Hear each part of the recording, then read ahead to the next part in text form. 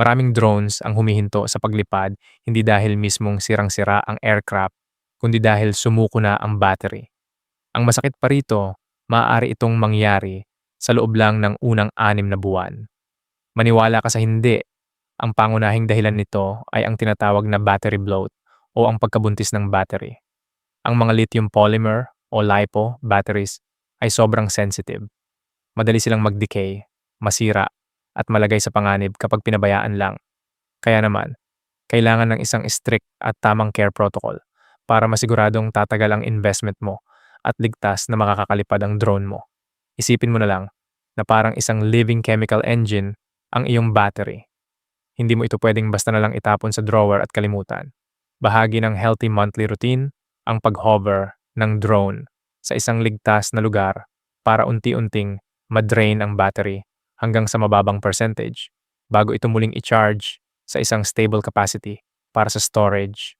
Bukod dito, kailangan mo ring i-break ang habit ng pagcha-charge ng sobrang aga.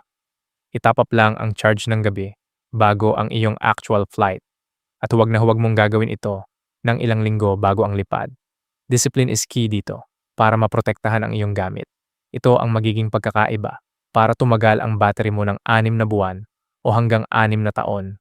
Isa, the quick do's at don'ts do.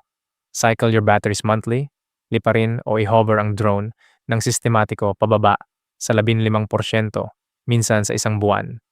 Ginagawa ito para ma-recalibrate ang internal fuel gauge at mapanatiling active ang chemistry nito. Charge the night before.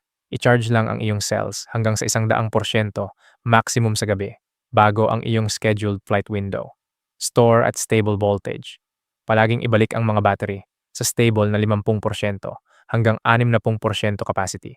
Mga 2 hanggang 3 LEDs kapag nakatago ang mga ito sa pagitan ng mga projects. Don't. Huwag mag-store sa 100% ng ilang linggo. Huwag na huwag mong hahayaang nakatambay ang battery ng full charge sa mahabang panahon dahil ang maximum voltage ay nagpapabilis sa pagkasira ng mga cells. Huwag i-deep discharge hanggang 0. Iwasang madrain ang cells ng sagad hanggang 0% habang nagme-maintenance cycle. Maaari nitong permanenteng mapatay ang battery mo. Huwag laktawan ang schedule. Huwag mong kalimutan ang monthly hover and recharge protocol. Ang mga stagnant cells ay nagkakaroon ng uneven voltage distribution sa paglipas ng panahon. 2. Ang scientific reason sa madaling salita. Sa totoo lang, nag-uugat ang lahat sa dalawang bagay, battery stress at chemical balance. Isipin mo na ang loob ng bago mong drone battery ay parang isang busy na two-way street kung saan ang mga power particles ay pabalik-balik para bigyan ka ng flight time. Kapag chinarge mo ang battery mo sa 100% at hinayaan mo lang itong nakatambay ng ilang linggo, parang pinagpagsisikan mo ang lahat ng tao sa isang siksikang bahagi ng kalsada na walang kaalam-alam kung paano gagalaw. Gumagawa ito ng matinding internal pressure at stress.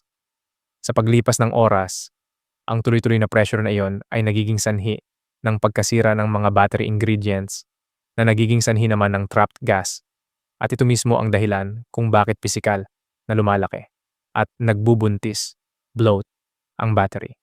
Sa pamamagitan ng pagsunod sa monthly routine ng pag-hover para dahan-dahang madrain ang power, hinahayaan mong makapag-stretch at makagalaw ang mga particles na ito para mawala ang traffic jam.